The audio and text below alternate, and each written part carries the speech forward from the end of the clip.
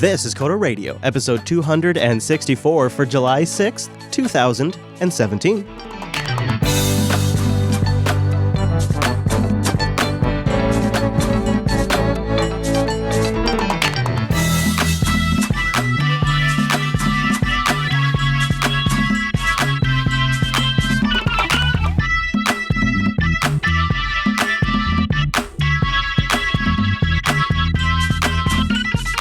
Hi everyone, and welcome to Coda Radio, Jupiter Broadcasting's weekly talk show taking a pragmatic look at the art and business of software development and related technologies. This episode is brought to you by our two fine sponsors, DigitalOcean and Scale Your Code. I'll tell you more about those great sponsors as this here show goes on. My name is Chris, and join us from the warm, beautiful, sandy beaches of Florida, it's our host, Mr. Michael Dominic. Hello, Mike.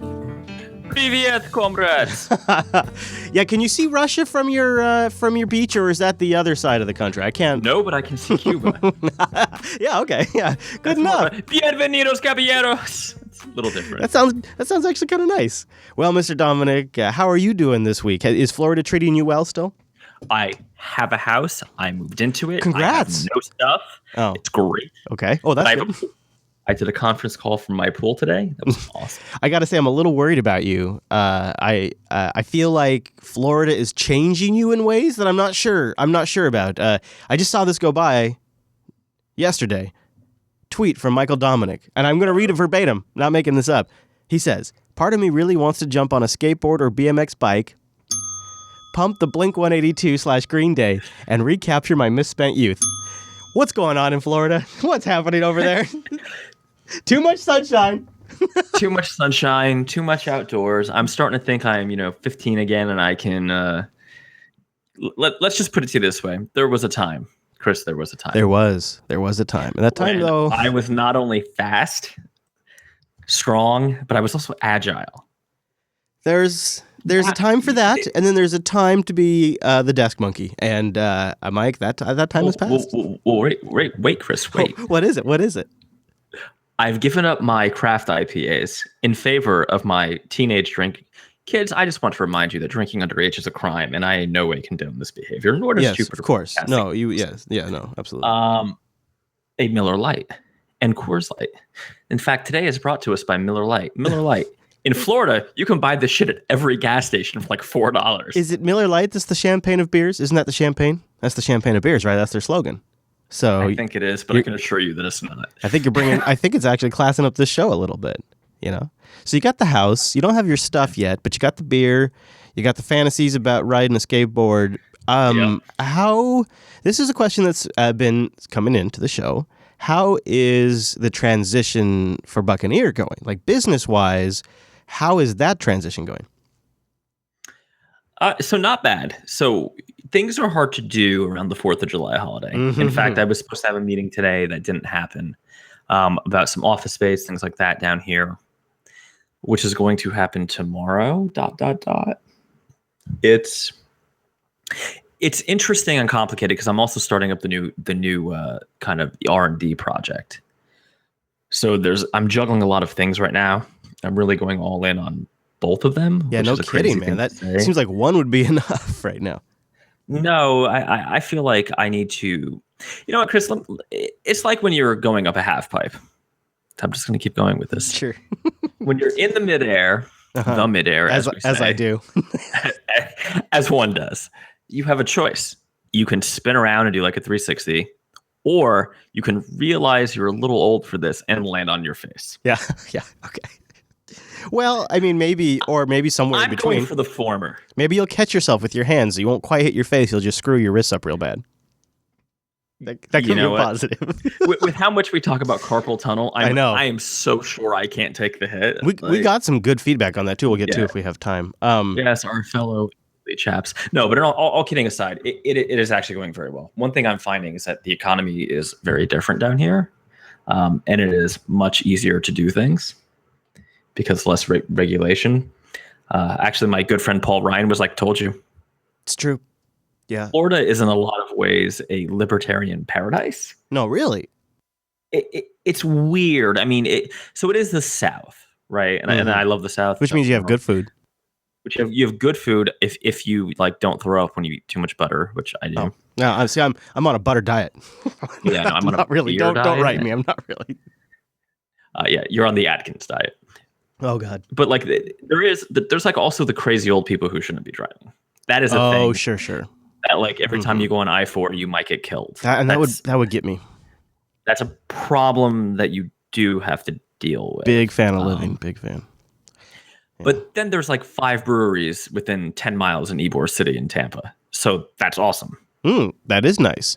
So word has it that if maybe some folks are looking for like some summer projects in the Tampa area, I mean, around Plant City, there might be some work out there. That's right. I am hiring a business development person, a few QA interns, and a developer down here. Geez, you're getting serial, aren't you? You're getting all moved in. So what do you want? Like, so you want somebody to contact you and send you like their GitHub profile, or what are you looking for? I mean, obviously, if you're a developer of some kind, of GitHub profile is great. If you're a biz dev guy, then send me a hearty handshake, I guess. Ooh, is that an iOS thing? I'm not familiar with that. Yeah, it's never mind. Yeah, and then it shows up on your wrist. So anyways, something like that. You can find out more info too. Mike started a thread in the Coda Radio subreddit, which if you were following that, then you already know about this. CodaRadio.reddit.com. Little project going on. You've been very secretive about this project. Very secretive. Yeah, except you basically blew the whole thing last week, but me. So listen, just a little housekeeping before we get into the rest of the show. We're going to have an extra live show next week because I'm going to be in Montana. Yeah, so we're going to record the show live at our old time, Monday, noon Pacific, 3 p.m. Eastern, over at jblive.tv. And then we're going to have another episode Thursday of next week, same time, noon Pacific, 3 p.m. Eastern at jblive.tv. So we'll be recording those. One will be released on the week that I'm gone. And I've already taken notes. You hear this? I don't know if this shows up because I'm back into taking paper notes again. I kind of got away for a bit, and I was going with just like notes on my phone a lot. But there is really something like when I'm having like a conversation with somebody on a podcast right now, it's much easier for me to write down a thought and then keep notes of this stuff. So I'm back on paper notes again, and I'm liking it. So yeah, a little bit of housekeeping for next week. Some extra coders if you're a live viewer for you to get in there. Now, there's something that I've been talking my ass off about recently, and I'm sure most people are sick of me talking about it, but I know it's still piquing your interest, and that's the development of Pop! OS by System76, as well as now Tuxedo has announced Tuxedo's Ubuntu. And this is just sort of the topic that is continuously fascinating because I think it represents not just another Linux distro, but an interesting hardware, software, delivering solutions to the customer. Like this, it's a big topic because it's a whole like market dynamics topic. So my thoughts on this have basically completely reversed. Okay. So last week, what were your thoughts? Just quick recap. I was relatively positive. I was like, you know what? I know what I'm doing. I can handle Pop! OS. That's fine, right? It's okay. If it doesn't work out, well, I'll just nuke and pave Ubuntu LTS. Sure. Just like always, right? Yeah. I mean, that's whatever. Then something happened. And I was listening to the real Rekai, not fake Rekai. Real Rekai. Oh, the one on user. Yeah. Not user error from last week, this morning, while I was lounging in my pool. Not the fake one that was in the Coda Radio crossover user. Not the fake crossover Rekai. And I couldn't. I just want to tell you this, Chris, and this is a private setting, so I hope you can take some criticism. Rekai is 100% right, and you're 100% wrong. Okay. What was I wrong about exactly? So I just want to talk about the marketing campaign behind Pop! OS first. Oh, like the hashtag revolution of 76 stuff. We're going to go into the business of the art and business, so save your hate mail. Or, you know what, send it to me. I'm a little bored. It sucked, right? I mean, it was okay, and I was actually excited. I liked Ryan dressing up. If you don't know, Ryan Sipes over, I think his title's community manager. Mm-hmm. Is that right? Yep. System76, great guy. I love him. I like the Tux, Guy Fawkes, whatever, Tux Fox. Wrong time of year for it. Rekai's right about that, but that's fine. But they did this huge buildup, like I was checking their Twitter every day. I was like trying to ping people on Telegram to, see, that company leaks like a sieve, and like the only time you couldn't get any goddamn information out of them. Like they want to tell you all this other stuff that I don't care about, and then like the one time I was interested, because you know what I thought. Let me just tell you where my expectations were. I had heard a rumor that they were doing a derivative OS, a derivative distribution, a spin of Ubuntu. I thought they were going to take over Unity. So I'm sitting there like jazzed, right? Because I've got this office I'm opening in Plant City. I got to buy some machines. I got to get some people.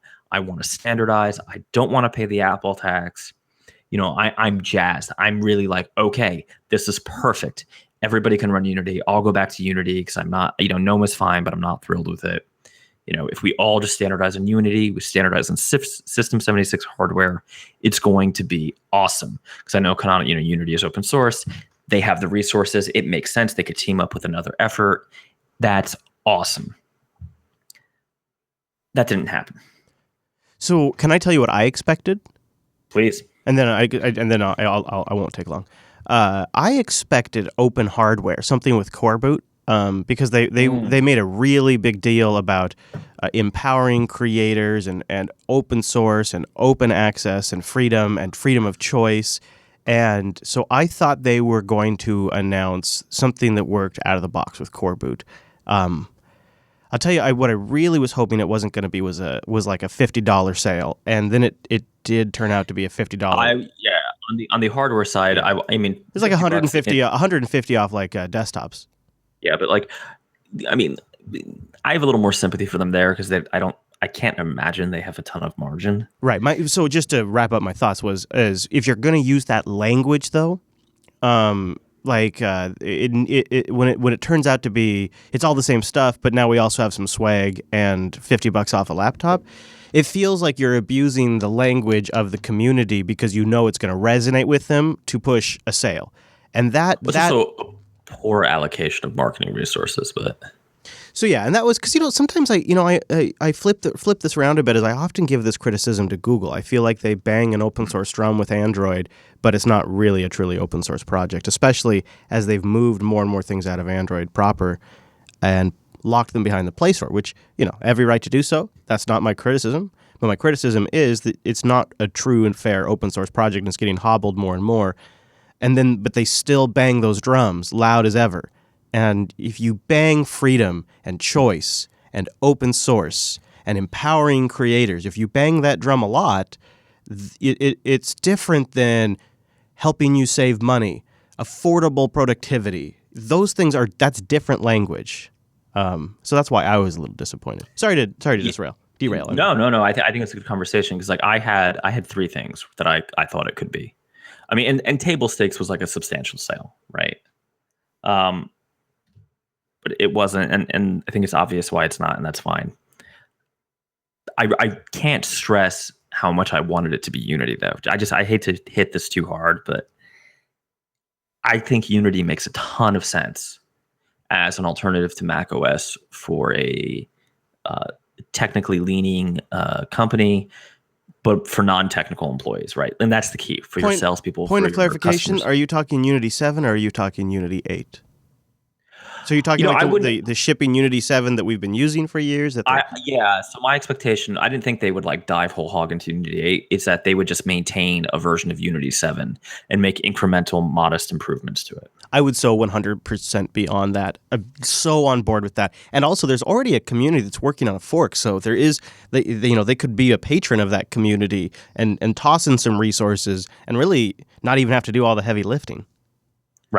Right. No, I don't want to go into because I know people get like pissy about Unity because Canonical does bad things and blah blah blah. Actually, I want to double. You were 100% right. I've been using it on two systems for the last few weeks, and when I transitioned from the Linux Action Show host who was trying to showcase great stuff in Linux, and I transitioned to somebody who just wants to use these machines to get my other work done, I really did adopt a different appreciation for Unity, especially because right now I'm having just last night, I had GNOME 3 crash on me in the middle of a show, and it took out our recording. So I'm really appreciating Unity. Unity. It's also good if you're hiring just like, interns for the summer, right? Because it's an operating system that maybe is unfamiliar to them, but it's close enough to Mac. And I know people are going to say, well, just throw elementary OS on it, which, by the way, would have been a better idea. I'm less excited about elementary OS, but the guy who does elementary does work at System 76. So that might have been a natural thing for them to do too, but they didn't. The other thing, do you remember, and this is maybe going way, way back too far, but do you remember when Dell first announced Sputnik? Yeah. And they had I remember because I had the original Dell XPS 13 Sputnik, and they had I think they called it profile or configuration profiles, where they had prefab like developer, designer, Yes. IT admin. Yeah. I know that sounds dumb because everybody listening to the show, us included, can configure our own system, and we're probably picky about what we want. But again, interns, junior employees, that's awesome. If I could just give you like a web developer preset system, this is the way it comes. And like I order it and it comes from UPS that way. That is a great time saving. I mean, we're not a big company. We don't want to be doing IT. That sounds like Pop OS. That sounds exactly like what they want to do with Pop OS, though. But it's not what they did. Well, right? Not yet. Well, that's okay, but this is the problem, and this is kind of where I was excited because that's where I thought I was disappointed not to get Unity, but I thought that's where they're going with it. But now they're spinning up these factories, or not factories, but a hardware manufacturing supply line, which I think you guys covered on User Error, and we covered months ago when I went to the Superfan event and saw some of the stuff they're doing. And they're now going to be an operating system developer. And I know people are like in Reddit just like super negative, saying it's just a spin. But let's use their language, right? They're calling it an OS. So I'm going to trust them and say that they're doing things that are deeper than just skinning GNOME. That's a hell of a lot for that size company. I agree. That's on the one hand, like if they're successful, that's awesome. And I'm happy to like slowly transition to Pop and have, new people just get Pop, and I'll even be the one who tests it. But on the other hand, what if you have like an office full of Pop OS machines using that user interface, using some of the customizations, and then they abandon it for whatever reason? Or worse, they end up having, and this is what I think will happen, they end up having to offer the option at purchase time of stock Ubuntu. Oh, I think they are. I think they've updated, and so they're going to offer LTS at purchase time. So now they're in a dual support role. Plus, they have all their legacy customers who have. Yeah, I mean that's. This is kind of my last point on this, and then I'd love to pass it to you. One of the reasons I'm trying to work on Linux as much as possible is because Ubuntu better, and they called out DevOps and DevOps developers, particularly in their Pop OS marketing. Well, Ubuntu is the target production platform I use. I mean, in some cases I do RHEL, but that's by client request. I'm not sure that it makes sense to deviate from Pop, or rather to Pop. And I know right now it doesn't matter because it's just basically UI differences and a couple other things. But if they really do it as their own OS, if they really start making, I mean, I don't know. When you say OS, I'm starting to think like kernel extensions, right? I'm thinking deep changes. Am I wrong? Is OS? I mean, let me ask you, Chris. Do you think the terminology OS is just branding here, or is it really? I think it's setting the expectation. So when you're trying to think through the logic of this, keep two components in mind. The people at System76 are very clever, and they are hearing from customers constantly.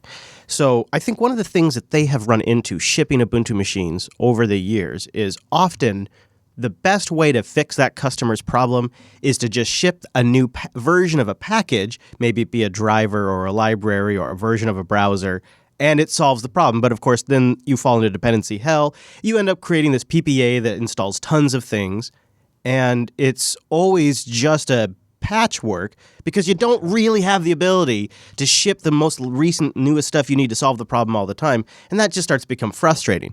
So I can imagine that would be something they would want to address in their own OS, is the ability maybe to make sure they're shipping a version of the NVIDIA driver that has Vulkan support, for example. And the best way to do that at some point is to have your own release cadence, to have your own distro. I mean, that's I think the logic. I'll tell you, Mike, what I think out of all of it, even though I think I totally see where they're coming from, at least for the most part, I think at the very core root of what my issue, why this doesn't feel good, is it feels like it's a solution for 2007. In 2017, this isn't how we do things anymore. I'm not saying I have the answer, and I don't mean that to sound judgmental, but I think what bugs me about it is this is how we used to do things. And now we have things like containerization and virtualization baked into the kernel, and file systems that give us capabilities of taking snapshots. And I wonder if some of this experience couldn't have been delivered from within a container. Wouldn't it have been fascinating if System76 was the first vendor to ship a dedicated X session that was running out of a container that they updated? It comes on an Ubuntu base. It's an Ubuntu distribution, but the user environment is actually a container environment that they have the capability of updating from System76 HQ. They wouldn't have to run their own OS. They wouldn't have to maintain all of the layers. They wouldn't have to worry about trademark issues or repository hosting or any of that. They could ship Ubuntu, and they could offer the Pop environment, which was a container-based environment exactly as System76 envisioned it. Now, I know that sounds hipster and crazy, but to me it seems like somewhere more in the ballpark of how you solve this problem in 2017 than adding fragmentation and overhead like a 2007 problem. What do you think of that? I mean, I think that is a little out there. Yeah, maybe so. But so is trying to be an OS vendor. Well, I mean, and you and Rikai covered this really well. It's pretty clear why they did this, right? And I'm not even saying it's the wrong thing to do. I'm just questioning the validity of starting up this hardware manufacturing effort and at the same time the OS effort. Right, because Canonical really hasn't done a great job, right? They are basically abandoning Unity. They wasted years. I mean, I remember the days of Ubuntu TV. Remember when that was going to be a thing? Then it wasn't. You know what I would do is if I was System76, I would be looking around at things like Endless OS, and I would be looking around at Tuxedo, and I'd be thinking, well, this is just what it takes to compete, and so we're just going to hustle. We're just going to hustle like we've never hustled before because the competition's doing this. Here's the thing. If it works, it's going to be great. I mean, I like the look and feel. I like where they're going with it, but it is a lot. They are doing a lot at once. I got to say, it does have echoes, and I know I said this last week, but it does have echoes of when Mark Shuttleworth announced that they were going to try to do Ubuntu TV and Ubuntu Mobile. And I remember thinking to myself, how the hell are you going to take on Android? And then we sat around and we all discussed, like, this doesn't seem like this is going to be possible. This doesn't seem like this is going to work out. And now here we are. And it feels a lot like that. And it's the same kind of community reaction. It's like everybody outside the bubble or people that are outside the payroll of System76 or sponsorship. Or, in fact, you're one of the few folks who's attended the Superfan contest who wasn't so successfully blown away that you're remaining critical. It's because I didn't get a cute mask. I'm kidding. I'm kidding. By the way. But I'm saying, like, people outside that bubble are really questioning what's going on. I mean, I've listened to a bunch of YouTubers, and like, I hear what you're saying, but I've met. Obviously, I was there, so I met most of them. I don't think anybody's really a shill. I don't mean to put it that way. I mean, of course, like, because of the sponsorship thing. No, what I mean by that is like, you get inside the head of the company, and you get inside that bubble, like you get inside that culture, that chamber, and it seems like you can accomplish anything. You sort of lose a detached perspective. Does that make sense? Yeah, I mean, full disclosure, I was a bit critical at the Superfan event too, so that might be. Oh, love it, of course. So, but here's the thing, because I'm comparing them to Apple, and then I'm looking at their resource allocation and what they can actually do, and I'm like, no. I mean, and I want them to succeed. My plan is to fill this office with their hardware, but that's my nightmare, right? That they take on too much, and then they do a massive cutback, or they go bankrupt. And now lots of folks like me are left holding the bag. Or there's a trade. Like, we trade a few things to get custom-built machines, and we trade a few things to get their own version of an OS. And like, there's just going to be different compromises, and I don't know if I'm going to be happy with those. I've come to understand the current set of compromises, and I'm not sure I'm going to be happy with the new set of compromises. So, I mean, for the time I've been watching them, my biggest criticism of their hardware has been that it's like commodity hardware, right? And I find some of their larger laptops to be pretty not nice and pretty ugly. But I'm also not a large laptop guy. Yeah, and really, if you just need to get the work done, you don't really care so much about how it looks. Right, but you care about, I know this is going to be like the hate mail thing, but if you are going to manufacture your own hardware, if you are going to now have your own OS, your competitor is not Tuxedo Linux, it's not Pogo Linux, it's Apple. And you're going to get eaten alive. Or Dell. It could be Dell. Well, Dell's already got you on the hardware. That's why maybe they were trying to build their own. I mean, that Dell iMac, don't call me an iMac, Yeah, the precision all-in-one. Right. Looks really good.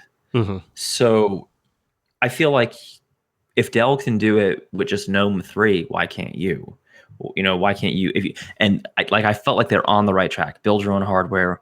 Put in that Colorado flair because they're big into design, and I think they have like a great design team. But know that you have limits and don't try to just like do everything, because you still have to support. These are 5-year machines. So it's not like you're going to be able to not support everything you've sold over the last 5 years. But I don't know. I mean, I would love to hear, like I've heard Ryan on a bunch of shows talk about it. I would love to hear more directly what the goal is, because I feel maybe it's the messaging, because the messaging is very confusing to me. They're talking about creators, but all they've really done is skinned GNOME in a lot of ways. And in my mind, put up a big red flag about like now fragmenting the support ecosystem and having just like a tremendous liability or a tremendous dependency on them. Where if you're running Ubuntu, the whole canonical community and Ubuntu community is basically supporting you. Just think about this, Chris. If you hire a developer or an IT admin out of college or out of community college, and he doesn't know how to do something, if you type in Ubuntu 1704, insert problem here, within minutes he'll have a valid answer and commands to run on Stack Overflow. Yeah, and System76's best case scenario is that it's well known that SnapOS is based on Ubuntu, so it's well known that if you find the answer for Ubuntu, it'll work for Pop. That sounds like a muddied brand that's going to leave people constantly wondering why they're bothering with Pop. Like that doesn't seem like that seems like their best case, because there's not going to be nearly the percentage that there's available for Ubuntu that there will be for Pop OS in terms of community. And they're not yet offering things like greater battery life or better hardware acceleration. Yet. Right? I really do have faith that that's what's coming. Okay. I mean, I got to imagine. Then that is then that is a value prop that makes sense. So then my challenge is, why release this now? Maybe, well, I think they'd say to get community interest going. Well, they got a lot of interest. Yeah. Look at their subreddit. Well, should we peg it there? Because I'm sure some people are getting sick of us. Yeah, because it's funny. It's something to really chew on, because if you zoom out from System76, it's a much larger problem that they're struggling with. That it's a small shop that wants to build boutique hardware, and they're trying to survive in this market where they can't sell it directly to average consumers. That's why they didn't go with elementary OS. They want to sell it to people like our audience. And so they're trying to figure out how to build systems that compete with the XPS and the HPs and the Apples and the Lenovos. And this is how they think they get there. And I can see it. And, part of it, too, is they probably just felt like, well, we didn't have a lot of leverage with the ODM. So now we're just going to apply as much leverage as we can with the software at the software layer. You are both wise and rational. I need another co-host. All right, well, let's go outside the bubble. Let's zoom out, go to scaleyourcode.com, and learn from developers that have built huge things that you've likely heard of, and get access to those interviews, inside looks, and tutorials. And one of the things I mention a lot during this spot is the culture aspect of it, which I think can be exceedingly useful if you're new at this, because if it's a good team and you don't want to blow it, you really only get one chance. And that's why I'm going to highlight this interview this week. It's a look at Etsy's scale and engineering culture. They look at the current architecture of Etsy, which sounds fascinating, but they also they do a deep dive into the engineering culture. Over time, it's shifted Etsy, and so they've learned some lessons. That's why this interview is a particularly good one. And how about this, too? They do it, and 40% of their ops team is 40% of it is remote. And here we are. I thought we were in the Yahoo era where everybody had to work at a desk next to each other in order to have a good culture. But apparently 40% of Etsy's ops team is remote. So they talk about that in the interview. It's a really good discussion, and it's just one of many you get access to. When you go to scaleyourcode.com, you sign up for their low-flow mailing list, and then you get access. That's essentially it. It's free. It's pretty nice, huh? Scaleyourcode.com. Thanks to them for sponsoring the Coder Radio program. Just as a quick follow-up, because this has come into the show a couple of times, we talked about Sega Forever, and we were kind of excited, got our fanboy on about it. Well, it turns out that it's been getting a lot of crap from folks in the App Store and in the Google Play reviews. Out-of-sync audio, choppy frame rates, input lag, even on like the Galaxy 8 and the Pixel. Guess they're using like an old emulator based off of Unity. Now, it's interesting how this story actually has gotten legs. No, let's go behind the because you know what? These things probably in 6 months will get updated and worked out potentially. But what's fascinating about it is this story, I think, is starting because of a butthurt open source project. I think that's actually why this story has legs. So I'm going to zoom in. Yeah. So I'm going to zoom through. I'll just talk about the performance for a second so we don't ignore that. So their chief marketing officer, Mike Evans, blamed quote-unquote fragmentation for the wobbly launch. He says there's a lot of fragmentation. If you look at all the different OSs, the different devices in mobile, as you go live, you get feedback on which you just don't get in the sandboxed environment. We're going to continue to work on it, and we're trying to get every instance of every OS in advance. We've got some really good updates coming out soon, he says. But here's the devil in the details. Following the launch of Sega Forever, the developers behind RetroArch, a popular emulator based on the libretro API, took to Twitter to denounce Sega's use of Unity. Got to get that Unity shame in there. While there's a certain note of sour grapes behind the tweets, they make a point. They say they could have been using RetroArch right now if they hadn't been so stubbornly insistent on demanding we relicense our entire program something that would strip us of all of our rights, on top of some of our unreasonable things like not showing our branding as well. What is the license on RetroArch? Well, you're never going to guess, but it's licensed under the... I can take a quick guess. Yeah, what is that guess?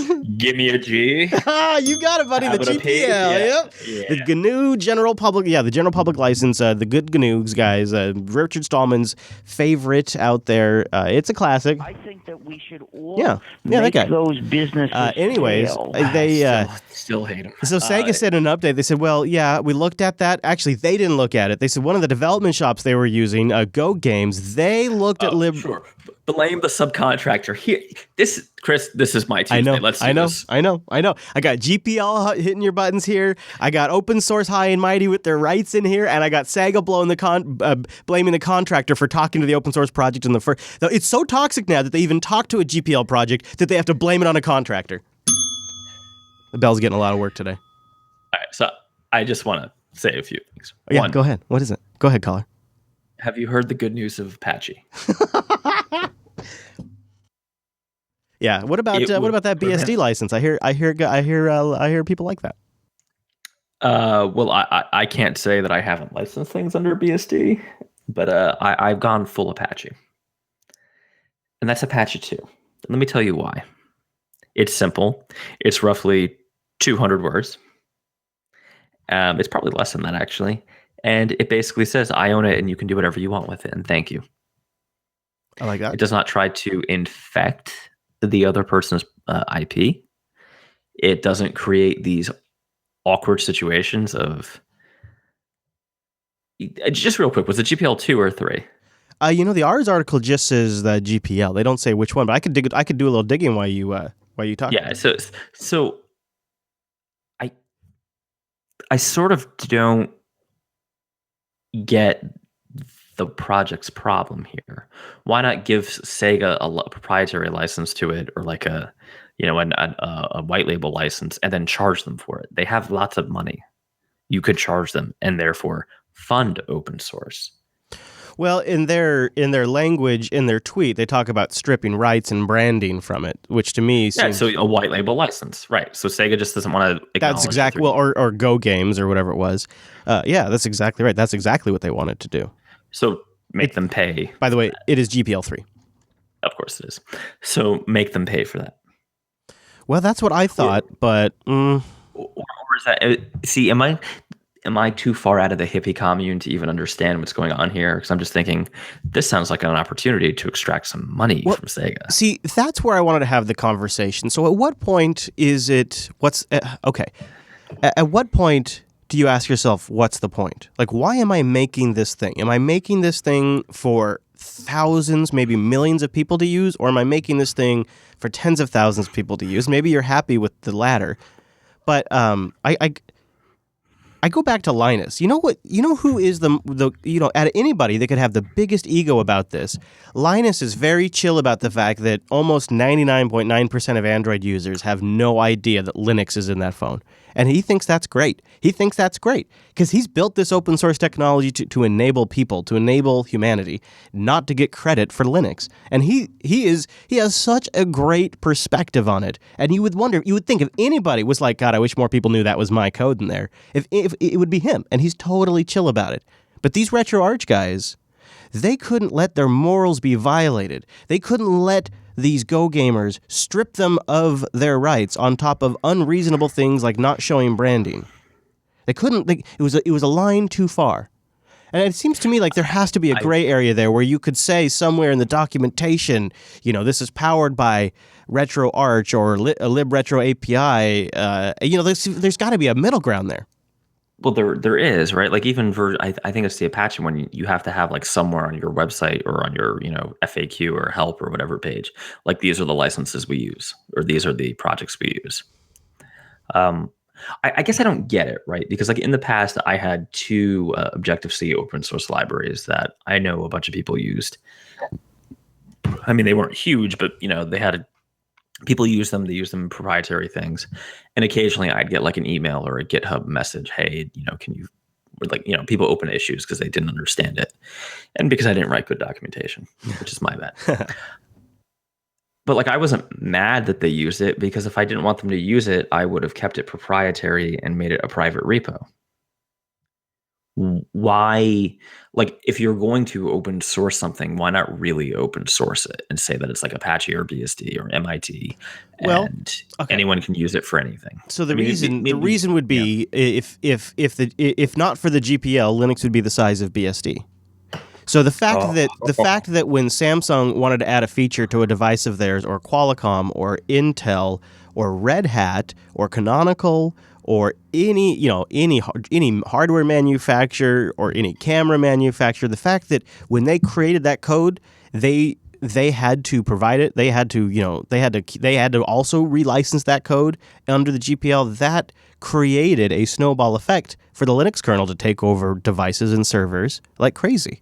So I really think you couldn't have the success of Linux without the GPL, but I don't think that necessarily means the GPL is appropriate for everything. And so Rikai's asking, and he's right.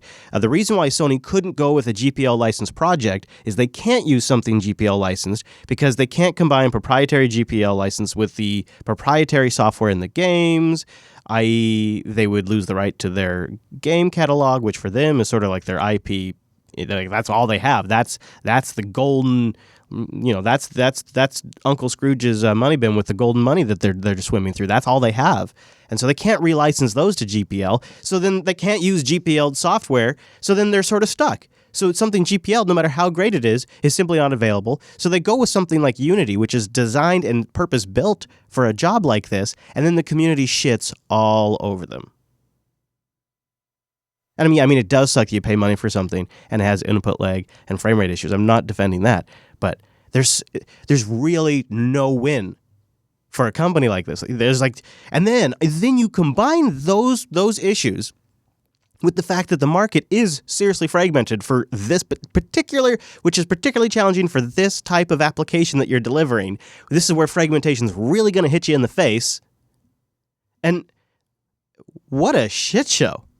If I was them, I tell you, I would have just written it for iOS. I would have optimized the shit out of it. I would have just sat back and made the millions. And I wouldn't have bothered with any of this horseshit.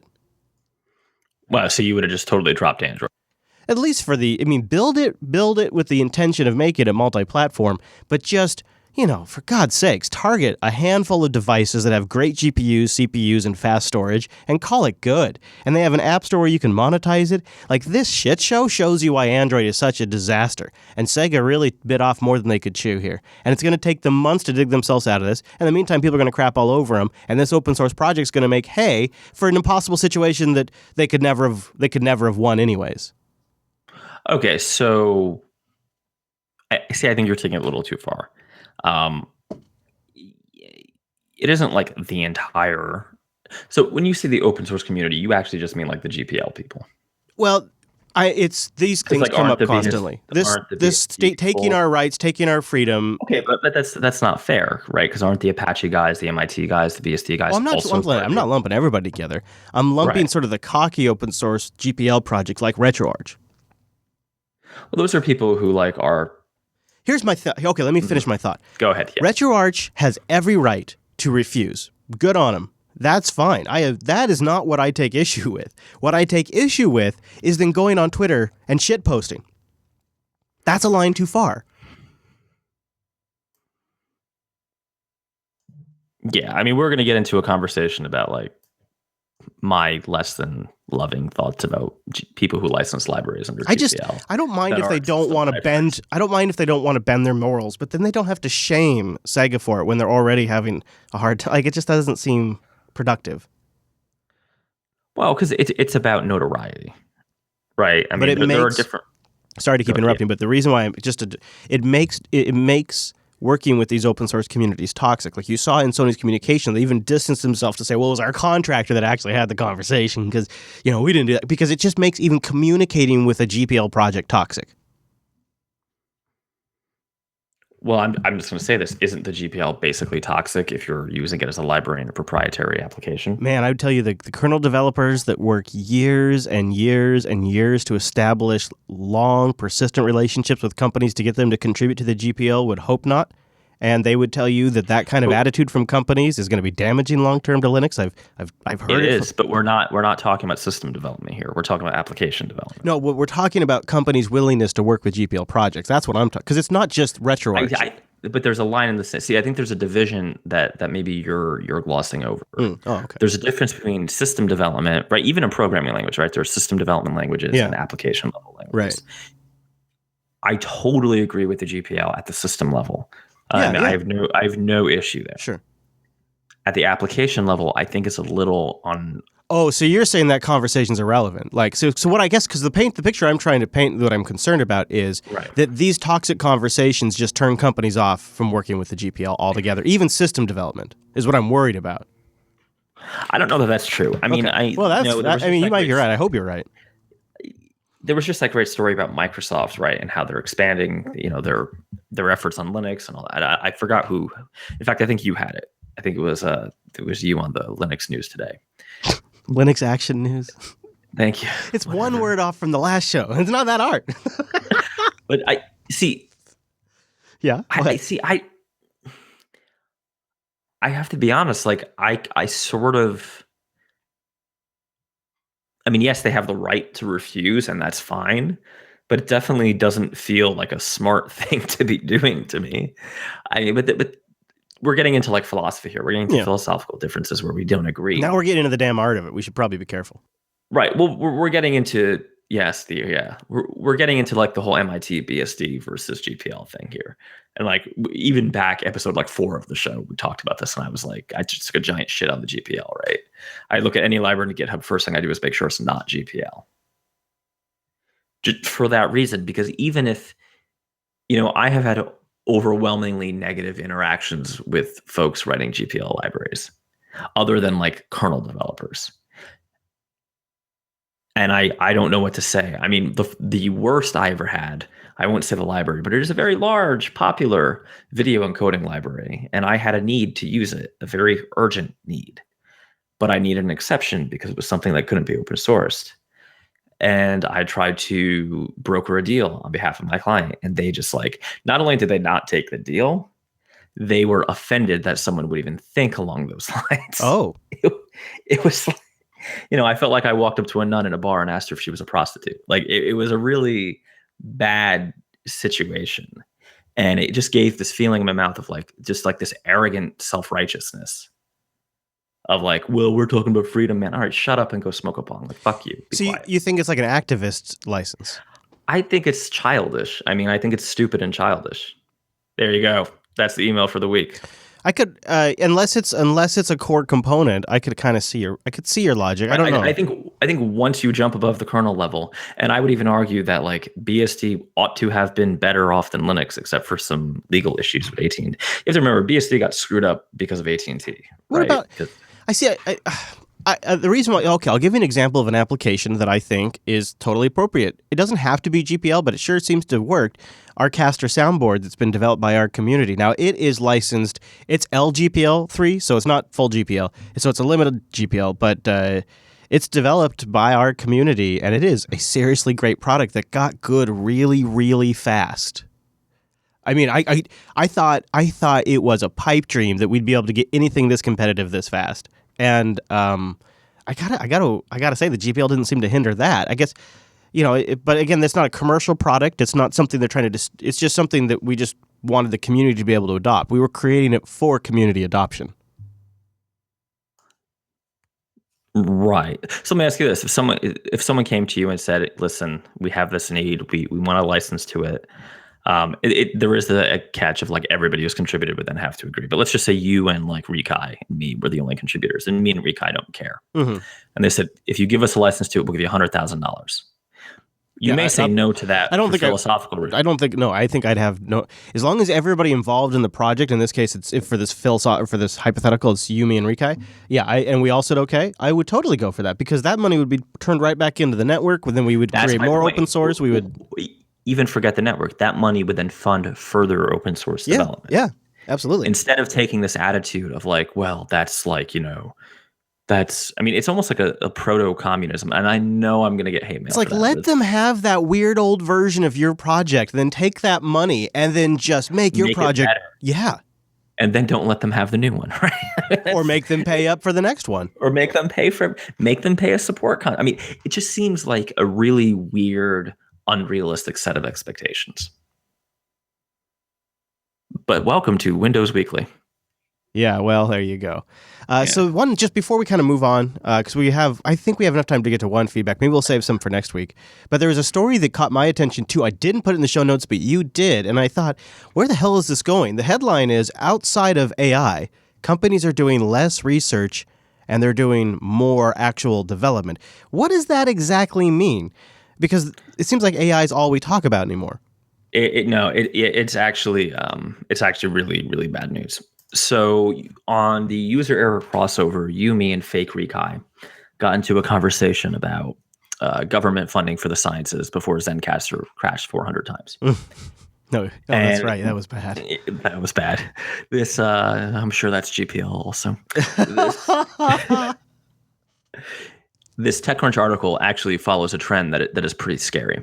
So the traditional pipeline is that public funds go into university, what they call basic research, which is research basically into, the basic sciences, right? So pure research is the term people use. I like that.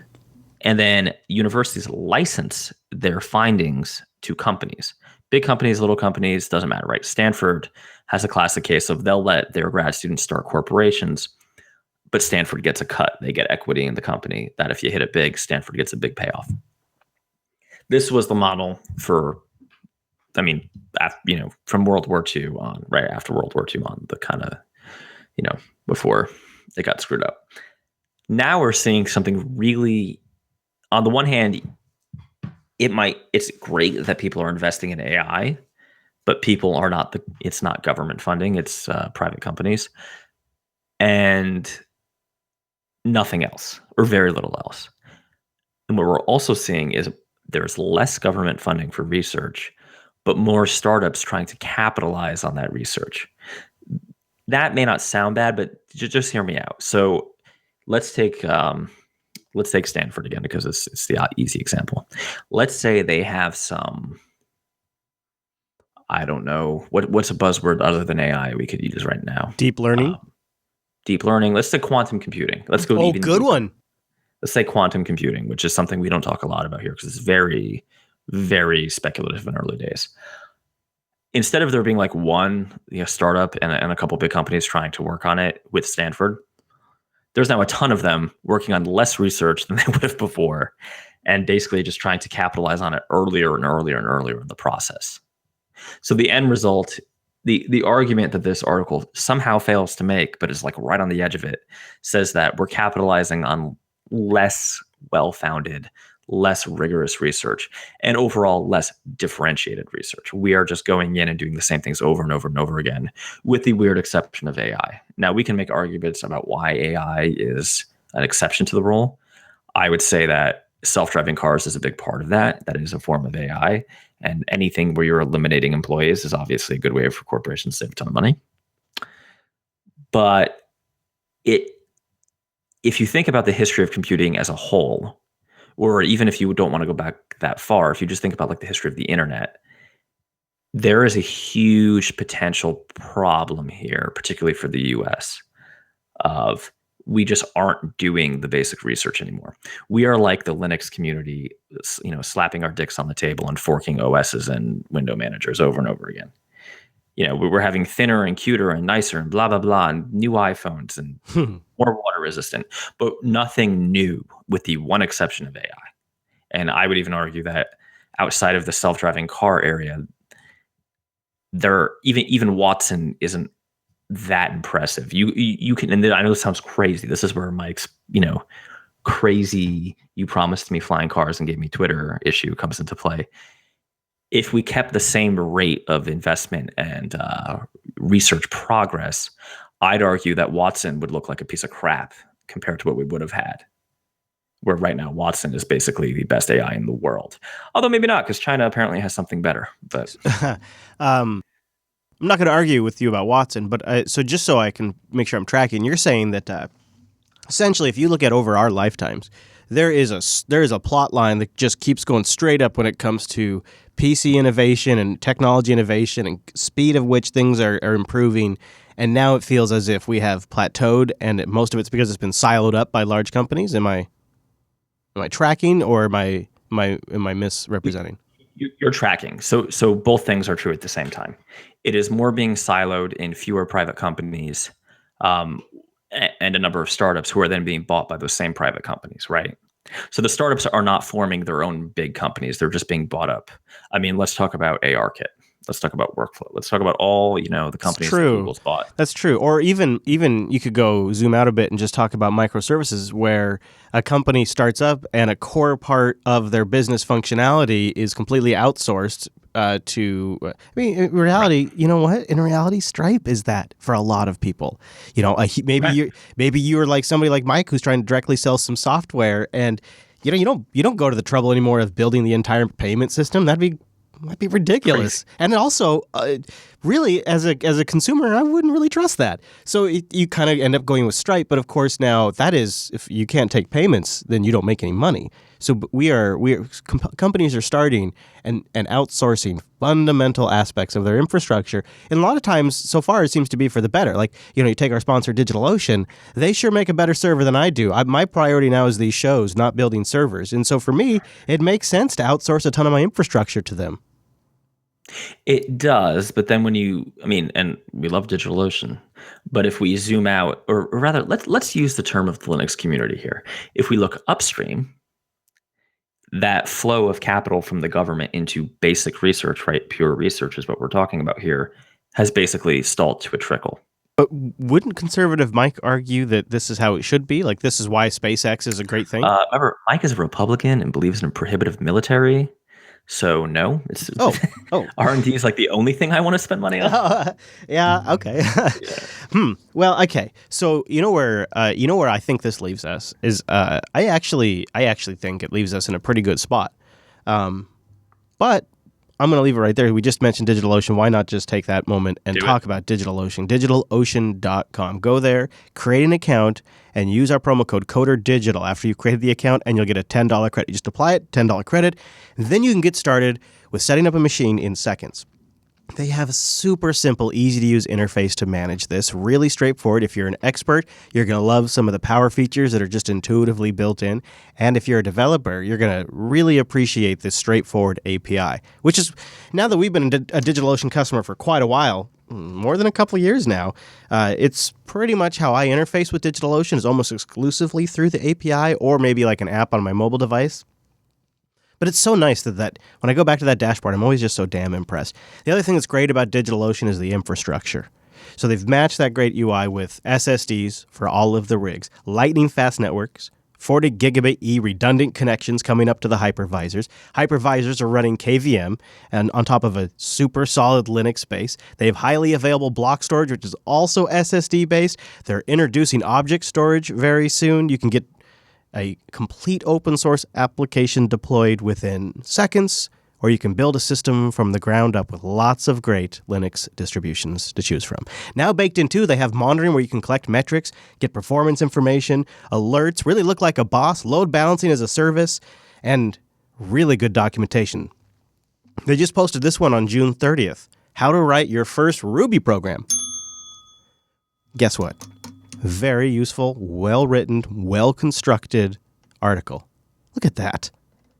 And that's just for free. It's just part of the great work they do over at DigitalOcean. So go to DigitalOcean.com, create an account, and use our promo code CODERDIGITAL. That's DigitalOcean.com. Use our promo code CODERDIGITAL. And a big thank you to DigitalOcean for sponsoring the Coder Radio program. All right, so I think it is actually a pretty good thing because it just opens up the space for more market competition. And I know that sounds really cliche to say, but think about it. If all of the big guys stop innovating, it leaves room for somebody to come along with something new and really take off. And now, in some sense, the cost of doing that is less than ever. You have Ubers now. So there are types of innovation that are happening. They're horizontal, but I still think they're valuable because it's like a new generation of infrastructure with decent powered computers in our pocket, decent always on connectivity, decent messaging and notification systems, decent location accuracy, and it just enables a whole new generation of applications. And I honestly think things like ARKit and whatnot with great cameras are going to do the same thing. It's like more horizontal growth, but that's where there's a lot of money to be made there. Okay, yes, there is. So let's take a look at Uber because I think you just put out a great example. Let's look at the traditional taxi company's business model. You are the owner of a taxi company. You pay a ton of licensing and upfront capital costs to the city, let's say New York, to buy a bunch of what they call medallions, which are basically, licenses, right? Licenses to operate a taxi cab. Yeah.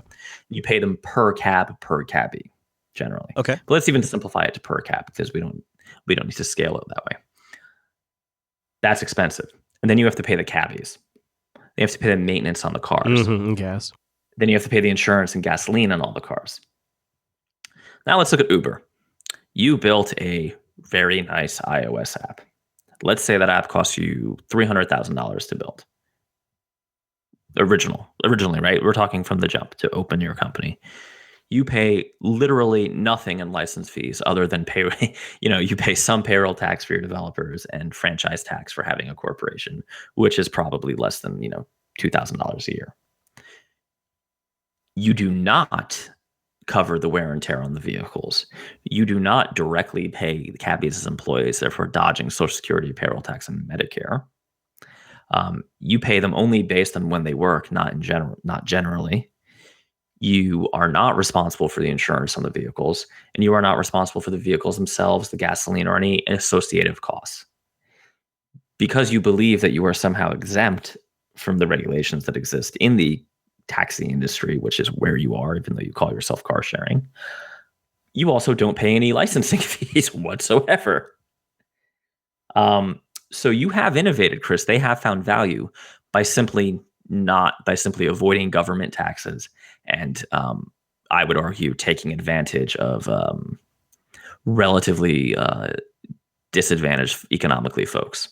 And by the way, Travis Kalanick himself said to an Uber, who is the former CEO of Uber, said to an Uber driver, I quote, "I can't fucking wait till we have automated cars to get rid of you people." Mm-hmm. So he's thinking 5 steps ahead. He's already gotten rid of the medallions. Well, it's really probably like the people running fast food restaurants that can't wait to replace the fast food restaurant workers with robots. So you're right. There's innovation, but I would argue, and this is going to get a little bit into the weeds on economics, a little bit of a hobby of mine, that this is what they call rent-seeking innovation. These are innovations where where a party is using their position to take value from another party. They are not generating new value.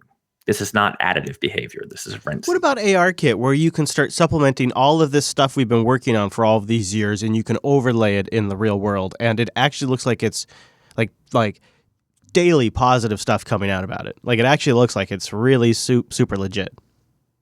What about that? That seems like so there are a few areas where I'm excited. I'm excited about ARKit and AR in general, because I think that could open a lot of doors for the disabled, and we can actually have new types of jobs, right? We can create new jobs. Yeah, an incredible new way to train a new workforce. Right. I'm sure the military could find I'm uses. excited. Oh, I bet they can. I'm excited about bots only because they are, on one hand, bots are actually going to cause a ton of problems.